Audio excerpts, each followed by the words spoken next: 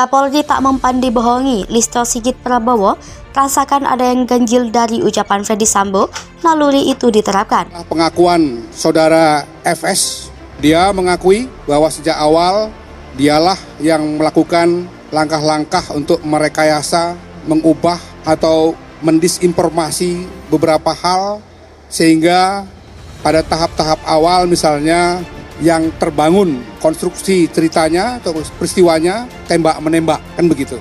Tapi kemudian tadi diakuinya itu adalah hasil rancangan dia sendiri dan dia mengakui bahwa dia bersalah dalam tindakannya yang merekayasa itu. Skenario menjelaskan tembak-menembak, kemudian menjelaskan ini itu, banyak sekali skenario yang kemudian disebarkan ke ruang publik. Nah, publik memakan skenario A, ada yang memakan skenario B, termasuk melalui Sambo memberikan informasi yang salah kepada Kapolri. Jadi omong kosong ini semua sebetulnya. Kita ini sudah tidak jadi negara hukum. Kita ini nggak ada lagi negara hukum. Ini negara preman semua. Sebentar lagi ini kita saling makan, saling bunuh. Yang ketawa hari ini karena belum jadi korban saja. Sebentar lagi Anda jadi korban.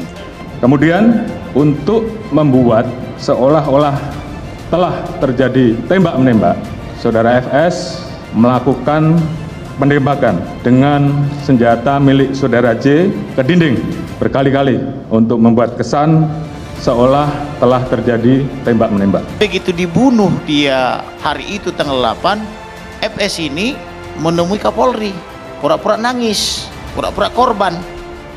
Lalu staf ahli Kapolri membuat skenario, artinya kan berarti staf ahli Kapolri tahu bahwa ini yang membunuh adalah FS. Prof Kiki, apakah betul kemudian FS sempat menemui Kapolri sebelum ini semua terkuak? Iya, melapor, tapi melapornya itu bahwa ada tembak-tembakan. Nah, ceritanya itu disusunkan oleh Fahmi itu. Kapolri percaya begitu saja? Maksud Prof Kiki, Kapolri juga dibohongi oleh Ferdy Sambo? Iya, jelas itu.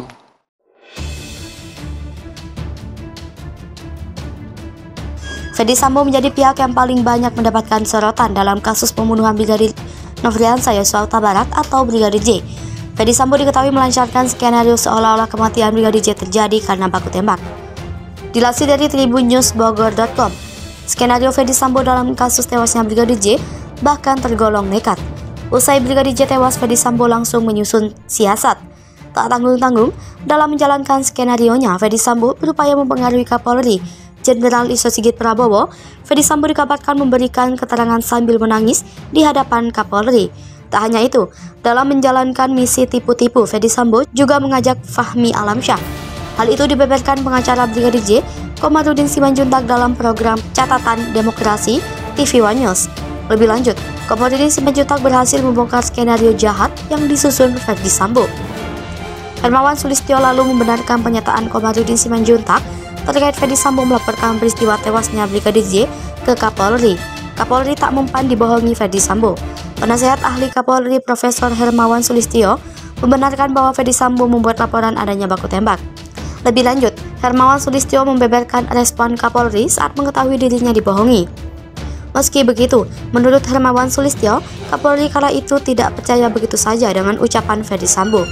Listio Sigit sudah merasakan keganjilan dari tewasnya Brigadir J. DPR ingin panggil Kapolri Listio Sigit. Dilansir dari Kompas TV, Komisi 3 DPR memanggil Kapolri Jenderal Listio Sigit Prabowo untuk mengetahui penanganan kasus pembunuhan Brigadir Nofriansah Yosua Huta Barat atau Brigadir J. Anggota Komisi 3 DPR Supriyansa menjelaskan agenda rapat Komisi 3 dan Kapolri Jenderal Listio Sigit dilakukan pada 23 Agustus 2022.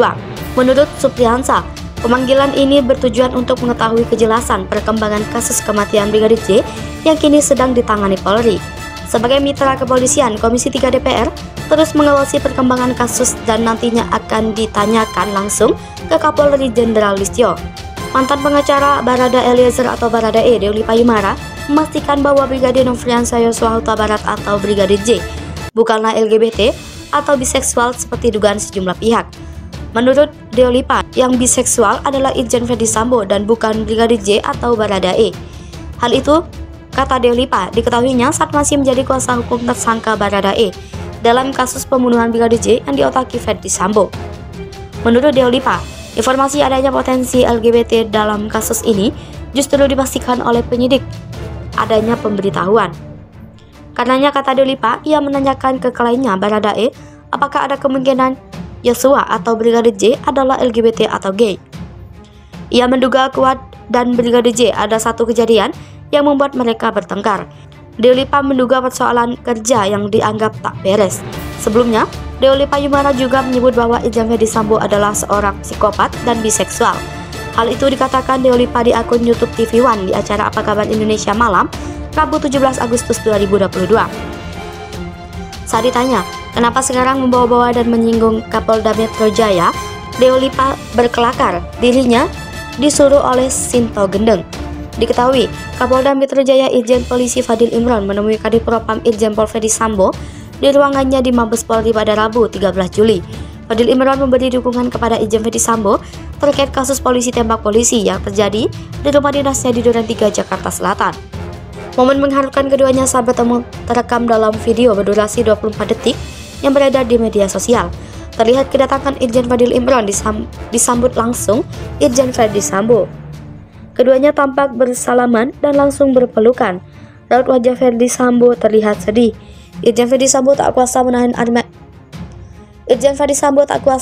air mata dan menangis di pundak Fadil Imron. Fadil Imron juga tak dapat menyembunyikan kesedihannya. Ia kemudian mengelus kepala Irjen Sambo.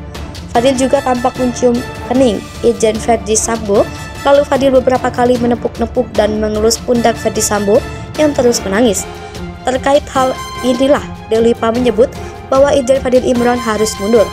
Ketika ditanya apakah Deolipa memiliki bukti dan fakta bahwa Irjen Ferdi Sambo adalah seseorang psikopat yang biseksual, Deolipa mengaku berdasarkan analisanya saja.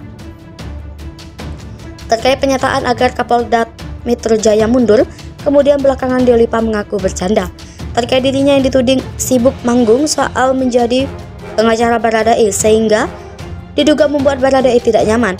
Deolipa Yumara mengatakan tudingan itu tidak berdasar.